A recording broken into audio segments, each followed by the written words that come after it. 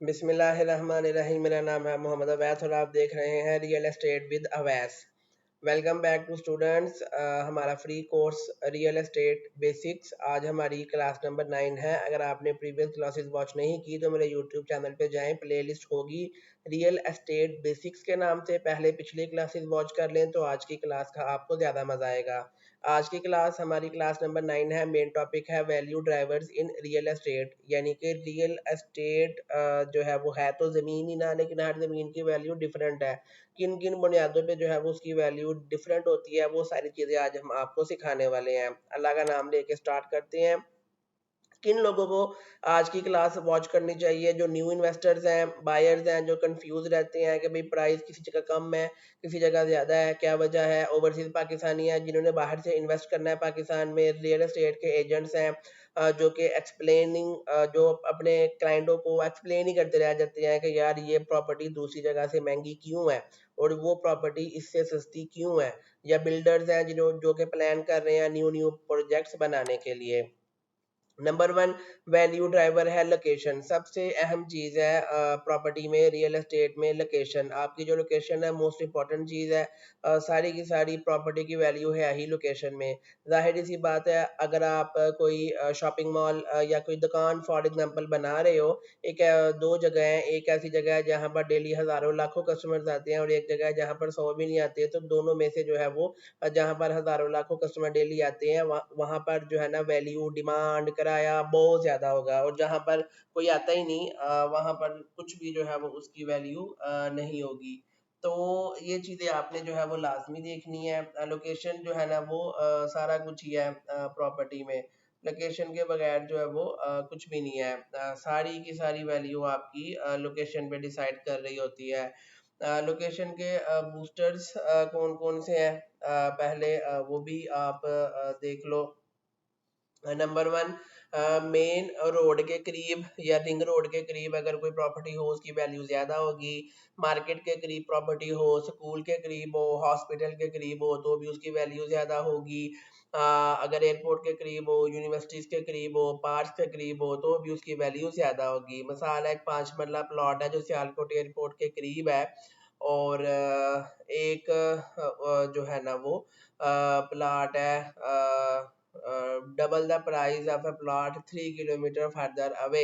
यानी कि एक प्लॉट है 5 मरले का एयरपोर्ट रोड पे, उसके मुकाबले में कोई ऐसा प्लॉट जो कि उससे 3 किलोमीटर फासले पे है तो इसकी वैल्यू उससे डबल होगी। मिसाल है, एक प्लॉट एयरपोर्ट रोड से 3 किलोमीटर फासले पे है 5 मरले का, तो उसकी वैल्यू है मिसाल है 25 लाख। तो ये एयरपोर्ट वाले रोड के ऊपर 5 मरले प्लॉट की वैल्यू 50 लाख होगी। मिसाल दी है आपको कि लोकेशन कितनी इंपॉर्टेंट है।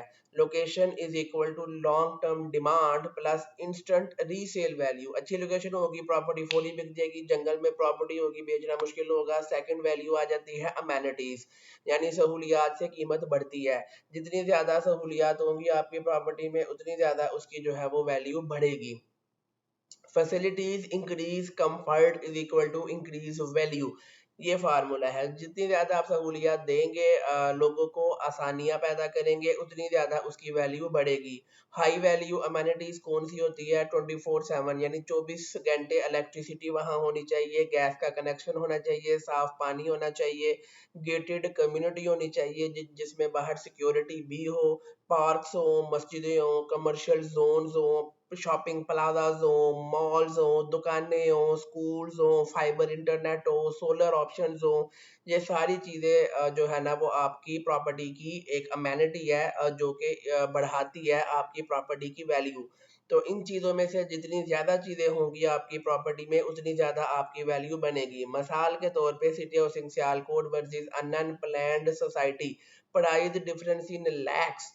यानी कि अगर एक 5 मरला प्लॉट है किसी ऐसी जगह पे जो कि प्रॉपर हाउसिंग सोसाइटी नहीं है, उसकी वैल्यू 25 लाख है, तो सिटी हाउसिंग में वही 5 मरला जो है वो 50 लाख का मिलेगा। मिसाल दे रहा हूँ, यानी कि प्राइस का आपस में जो है वो डिफरेंस बहुत ज़्यादा होगा। लोग जो है ना खाली 5 मरला प्लॉट नहीं देखते, वो ये भी देखते हैं कि उसके दाएं में सहूलियात कितनी ज़्यादा है।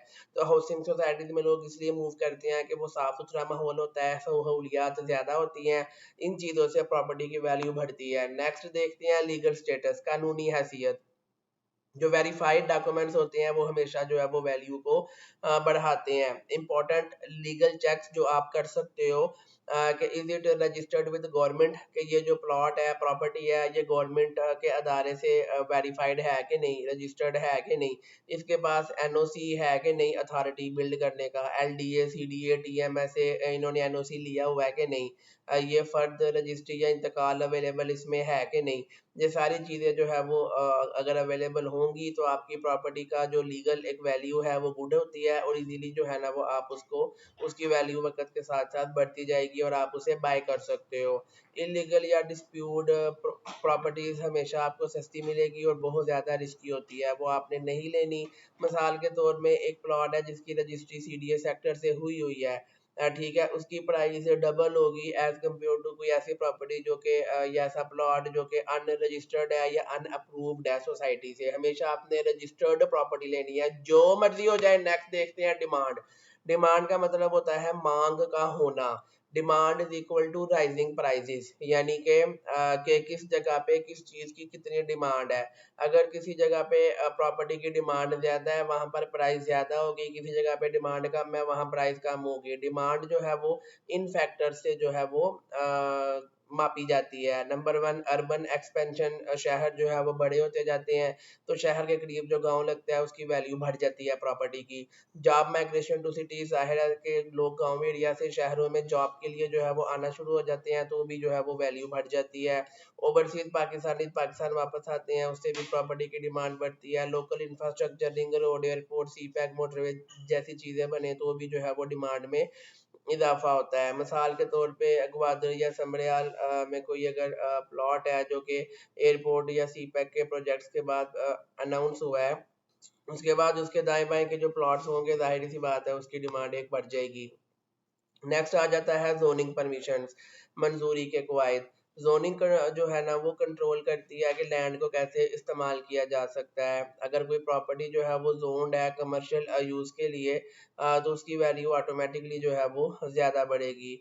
रेजिडेंशियल वर्सेस कमर्शियल में बहुत ज़्यादा प्राइस गैप होता है। एक प्लॉट है या जगह है जो आप रहायशी एरिया के लिए इस्तेमाल करना चाहते हो और एक जगह को कमर्शियल यूज करना चाहते हो, दोनों की प्राइस में बहुत ज्यादा जमीन आसमान का फर्क होगा। कभी भी आपने कोई लैंड बाय नहीं करनी बगैर वेरीफाई किए कि उसके पास जो है वो कौन सी परमिशन है, रेजिडेंशियल है या फिर आप उसको शॉप के लिए भी यूज कर सकते हो। अगर शॉप बनानी है तो कभी भी आपने बगैर जो है ना प्रॉपर जोनिंग या एनओसी के डॉक्यूमेंट के बगैर नहीं कमर्शियल उसको यूज करना। मिसाल है शॉप जो है ना एक कमर्शियल जोन में है, उसकी 3 गुना वैल्यू होगी कहीं भी किसी भी रहायशी एरिया में कॉर्नर प्लाट के मुकाबले में, इतना कमर्शियल वैल्यू रखता है। नेक्स्ट नंबर 6 आ जाता है इंफ्रास्ट्रक्चर, तरक्याती काम। जितने ज़्यादा तरक्याती काम आपकी प्रॉपर्टी के दाएं बाएं हुए होंगे उतना अच्छा जो है वो आपको रेट मिलेगा। जो वेल डेवलप इंफ्रास्ट्रक्चर्स हैं वो प्रॉपर्टी को लिवेबल बनाता है, रहने के काबिल बनाता है, इसी चीज़ की वैल्यू है। कुछ फैक्टर्स हैं जो कि इंफ्रास्ट्रक्चर्स में आ जाते हैं। साफ सुथरे रोड्स आ गए, सीवरेज का निज़ाम, street light, underground wiring, public transport की एसेसिबिलिटी, ब्रिजेस, अंडरपास, ये सारी चीज़ें जो है ना वो आपके इंफ्रास्ट्रक्चर में आ जाती हैं और आपकी प्रॉपर्टी की वैल्यू को बढ़ाती हैं। मिसाल के तौर पे एक प्लॉट है जो है ना वो कहीं हाउसिंग सोसाइटी में जहाँ 60 फुट का रोड है वर्सेस किसी कच्चे रास्ते में जो है ना वो कोई प्रॉपर्टी है, तो दोनों के दरमियान बहुत ज़्यादा वैल्यू का डिफरेंस होगा। नंबर 7 आ गया पोजेशन स्टेटस, ज़मीन है या सिर्फ कागज़ है। यानी कि ये भी चीज़ आपने देखनी होती है कि जो ज़मीन आप ले रहे हो वो फिजिकली अवेलेबल है भी कि नहीं या सिर्फ अभी फाइल ही है। पोजेशन का मतलब होता है कि आप अगले ही दिन जो है ना उसको बिल्ड कर सकते हो या उसको रीसेल कर सकते हो। फाइल का मतलब है कि वो सिर्फ एक पेपर या सोसाइटी ने वादा किया है कि आपको फ्यूचर में प्लॉट मिल जाएगा, लेकिन आप उस पे प्लॉट है ही नहीं तो कंस्ट्रक्शन क्या करोगे। वो स्पेकुलेशन होती है, पेपर बेस्ड होता है, प्राइस उसकी वोलेटाइल होती है। फाइल जो है ना वो इजीली क्रैश हो सकती है, अगर मार्केट डाउन हो तो फाइल वाला बंदा गया, लेकिन जिसके पास एक्चुअल में ज़मीन होगी वो तो सेफ है। मिसाल के तौर पे पोजेशन प्लॉट है बहरिया टाउन में, वो स्टेबल है क्योंकि वो एक्चुअल में प्लॉट आपको नज़र आ रहा है, लेकिन एक अनवैलिडेट फाइल है जब उसका पता ही नहीं है कि प्लॉट कहाँ पे होगा, वो बहुत ज़्यादा रिस्की है। तो आई होप आज की क्लास में आपने काफ़ी कुछ सीखा होगा। नेक्स्ट क्लास में हम सीखेंगे ऑनरशिप डॉक्यूमेंट्स इन पाकिस्तान और इसी तरीके से रियल एस्टेट की अगर आप नॉलेज लेना चाह रहे हो तो हमारे यूट्यूब चैनल को सब्सक्राइब कर सकते हो, बेल आइकन को दबा दें ताकि आपको हर आने वाली वीडियो का नोटिफिकेशन टाइम से मिल सके। अगर आप सियालकोट सिटी से यहाँ कोई भी प्रॉपर्टी बाय सेल या रेंट आउट करना चाह रहे हैं तो नीचे डिस्क्रिप्शन में हमारी कॉन्टैक्ट डिटेल अवेलेबल है, वहाँ से आप हमसे कॉन्टैक्ट कर सकते हैं। वीडियो अच्छी लगे तो लाइक कर दिया करें, दोस्तों के साथ शेयर कर दिया करें ताकि उनको जो है वो कोई वैल्यूएबल नॉलेज जो है वो सीखने को मिल सके। मुझे अगली क्लास तक के लिए इजाज़त दें। अल्लाह हाफिज़।